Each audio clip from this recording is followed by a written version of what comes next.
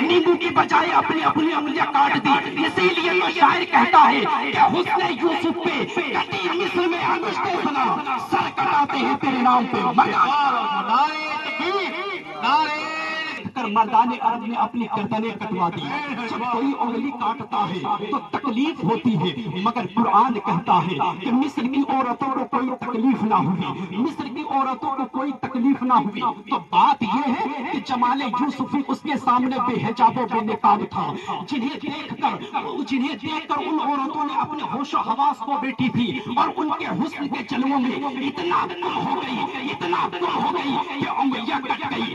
درد ہوا مگر احساس نہ ہوا, تکلیف ہوئی مگر پتہ نہ چلا. تو سنو مسلمانوں, رسول اپنے کرم سے فرمانا چاہتے ہیں کہ جب بدن مومن کی روح نکلے گی اس وقت اس کے نگاہوں کے سامنے میرا حسن ہوگا اور میرا امتی میرے حسن کے جلووں میں گم ہوگا اور اس کی روح نکل جائے گی. اس کو پتہ نہ چلے گا, روح نکلے گی, درد ہوگا, احساس نہ ہوگا, تکلیف ہوگی مگر پتہ نہ چلے گا, کیونکہ جمال محمد اس کے نگاہوں کے سامنے ہوگا. اسی لیے تو نجم نعمانی فرماتے ہیں کہ قدموں میں جبھی تو رہنے دو, چہرے کا تصور مشکل ہے, جب چاند سے بڑھ کر ایڑی ہے تو رخسار کا عالم لپٹتا ہوگا. قابل رشک ہے صدیق وہ تیرا آنسو, گار میں آپ کے رخ پر جو ٹپکتا ہوگا. جب کبھی آپ اندھیرے میں نکلتے ہوں گے شب تاریخ میں خورشید بھی چمکتا ہوگا. اور مجھ کو معلوم ہے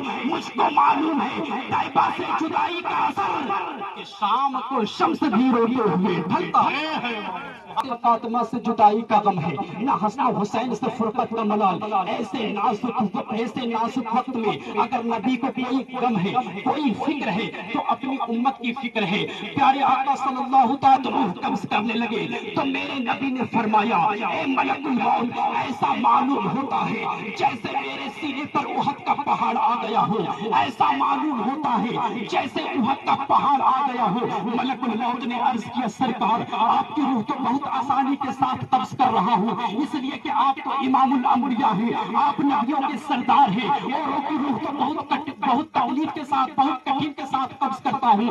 یہ سن کر میرے کریم آقا صلی اللہ تعالیٰ علیہ وسلم اپنی نبوت والے ہاتھوں کو بارگاہ الہی میں پھیلا دیتے ہیں اور عرض کرتے ہیں کہ اے میرے مولا, موت کے وقت کی جتنی بھی تکلیفیں ہوں, جتنی بھی مصیبتیں ہوں, وہ سب تو مجھے دے دے, مگر میری امت کو نہ دینا, کیونکہ میری امت بہت کمزور ہے, وہ برداشت نہ کر سکے گی.